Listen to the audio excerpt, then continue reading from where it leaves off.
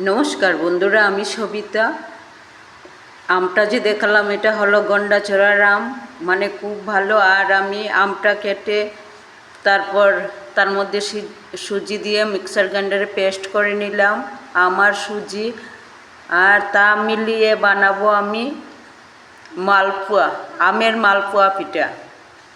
আর সেইটা আপনাদের সঙ্গে শেয়ার করছি বন্ধুরা, আমের মালপোয়া। আর এখন এই মিশ্রণটার মধ্যে দিয়ে দিচ্ছি আমি ময়দা।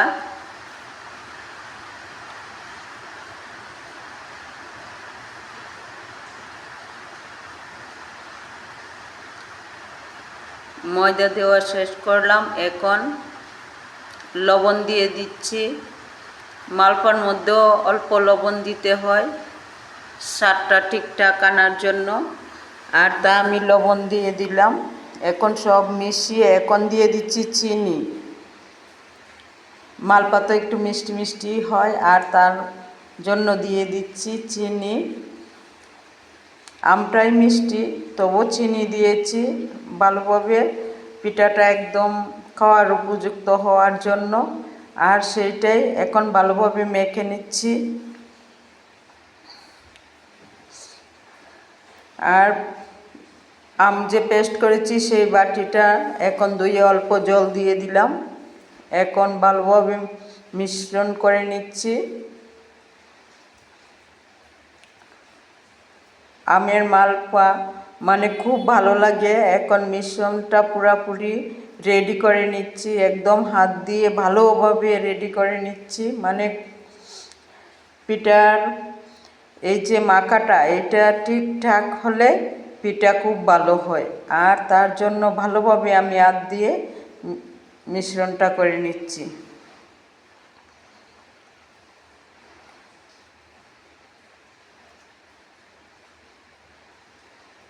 আর এখন হয়ে গেল মিশ্রণ। এটা কিছুক্ষণ রেখে দিয়েছিলাম, তারপরে আবার আটা দিয়ে নেড়ে এটাকে ঠিকঠাক করে এখন কড়াতে তেল হিট হয়ে আছে, দিয়ে দিচ্ছি এটা কড়াতে 1 চামচ।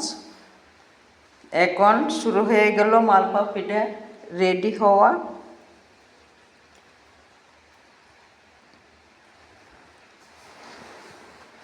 একদম ফুলে একদম খুব সুন্দর হয়ে গেল মালপোয়া, মানে খুবই ভালো লাগছে। আর একটা দিয়ে দিলাম। এমনভাবে একে একে করে সব আমি বানিয়ে নিচ্ছি বন্ধুরা।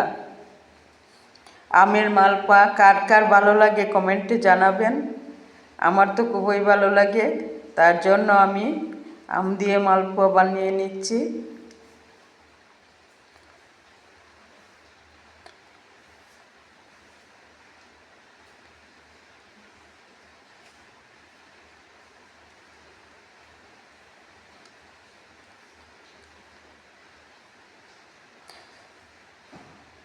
আর এখন মালপোয়া বানানি মোটামুটি শেষ। আমি এখন তা নিয়ে বসেছি খাওয়ার জন্য, সবাইকে দিয়েছি বেটে। আমার মালপোয়া বানানি কেমন হয়েছে বন্ধুরা কমেন্টে